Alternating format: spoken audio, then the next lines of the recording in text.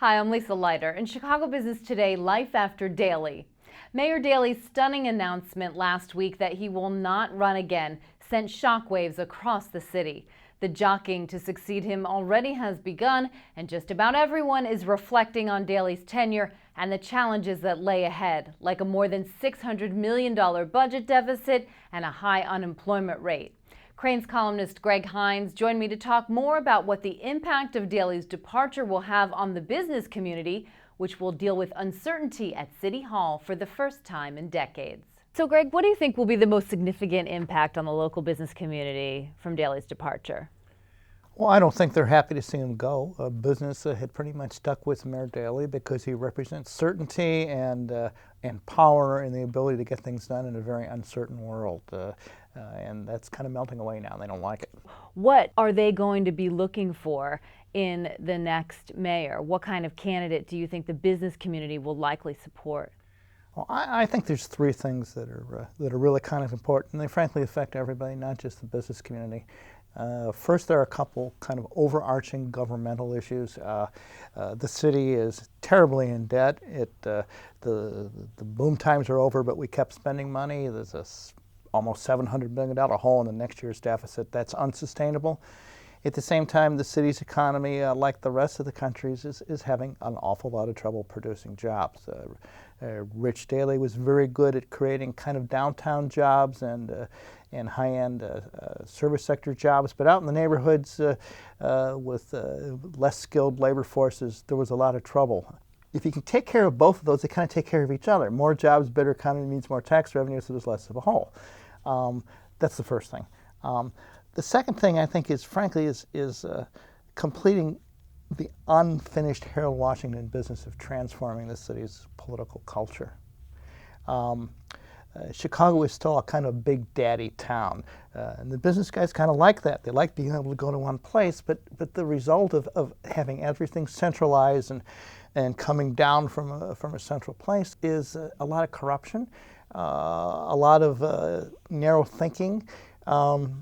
You can't blame Rich Daley, for instance, for Rod Blagojevich, but Rod Blagojevich was a product of City Hall culture, and Rich Daley didn't end that, and I think that's something that the next mayor, whoever he or she is going to have to focus on. You wrote something last week about his ability to push buttons and move mountains, and what kind of impact do you think that will have on corporate Chicago, the fact that they're not going to have that centralized power structure?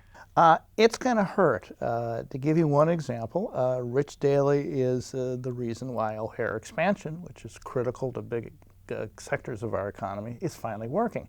He can pick up the phone and get federal money, or get zoning approvals, or get the approval of Bob Schiller's term out in DuPage County. That ability is now kind of lost, and maybe somebody else will assemble it, but power like that is very hard to put together, and if we go through a really bitter, nasty, divisive mayoral war here, and it looks like we're gonna, it could take a while.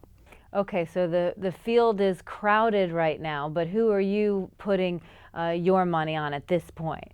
Well, it's too early for me to put any money on anybody, but there are kind of like four tier one folks in my estimation.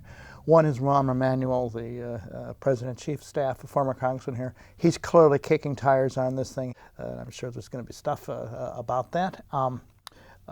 Number two is Tom Dart, the Cook County sheriff. Southside Irish, comes out kind of the same machine light, son of mold as Lisa Madigan and Dan Hinz and Mr. Daley himself. That's been very successful politically in this town for a long time.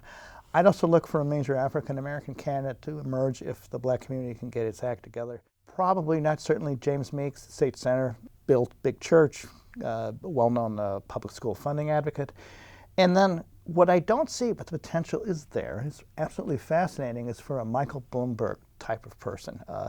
A business guy who's kind of an outsider, who would bring good practices and self-funding into a city that maybe is looking for something different. Don't have any names for you yet, but I think that's a real possibility. Okay, and probably something that the business community could likely rally around for sure. Yes, particularly if Rahm doesn't run.